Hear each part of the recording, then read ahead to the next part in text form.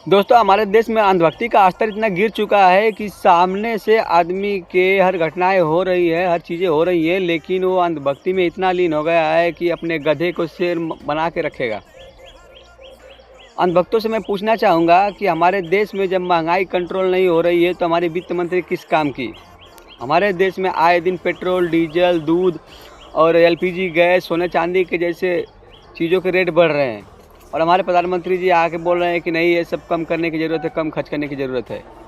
और जब हमारे देश में रक्षा मंत्री और गृह मंत्री रखे गए हैं तो हमारे देश में पहलगाम, उरी और पुलवामा जैसे अटैक कैसे हो रहे हैं और मणिपुर 3-4 साल से जल रहा है, उसके लिए आप लोगों ने क्या प्रावधान किया या उधर कब जाएंगे आप मणिपुर?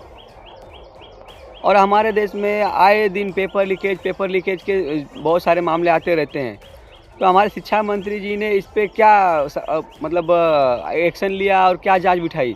क्योंकि मैं देखता हूँ भाजपा सरकार में कोई भी मंत्री हो, चाहे कोई भी विधायक हो, चाहे कोई भी सांसद हो, चाहे कोई भी नेता हो, अगर वो कोई बड़ा गुनाह करता है, भ्रष्टाचार करता है तो उसके खिलाफ जांच बिठाई जाती है और उस मंत्री या उस सांसद या उस मंत्री नेता को उठा के और बड़ा पद दे दिया जाता है, क्योंकि वो और बड़ा घोटाला कर सके। और हमारे देश के जो पर्यावरण मंत्री है उनसे क्या हो रहा है, क्योंकि हमारे दिल्ली से लेके एमपी तक बहुत सारे शहर ऐसे हैं जहाँ की हवा दूषित है और कई लोग तो बारिश के पानी गड्ढे में इकट्ठा करके पीने के लिए मजबूर है। हालांकि ये मैं नहीं कहता हूँ कि उसके जिम्मेदार सिर्फ वर्तमान ही पर्यावरण मंत्री हैं, लेकिन अगर पहले वाले मंत्री बुरे थे इसीलिए तो जनता ने आपको चुना है, तो आप अच्छा करिए, आप अपना कुछ जलवा दिखाइए। और जो हमारे स्वास्थ्य मंत्री हैं, आज के डेट में चले जाइए तो कहीं आपको हॉस्पिटल की सुविधा सही नहीं नज़र आएगी, कहीं आपको वेंटिलेटर मिलेगा तो कहीं आपको ऑक्सीजन नहीं मिलेगा। ऐसी बहुत सारी घटनाएं देखने को कोरोना काल में आई थी। तो मैं उनसे पूछना चाहूँगा कि आप लोगों से जनता क्या उम्मीद करके आप लोगों को चुनी थी?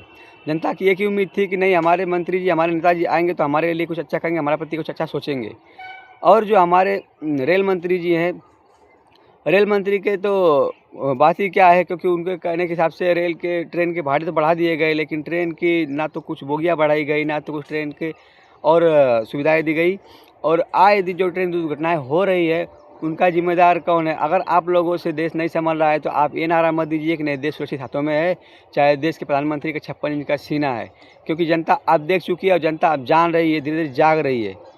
तो दोस्तों, मेरी बात में कितनी सच्चाई है आप कमेंट के माध्यम से बताइएगा। और अगर आप मेरा वीडियो मेरे फेसबुक पेज से देख रहे हैं तो पेज को फॉलो करिएगा, और यूट्यूब से देख रहे हैं तो मेरे यूट्यूब चैनल को सब्सक्राइब करिएगा और वीडियो को लाइक और शेयर जरूर करिएगा। धन्यवाद।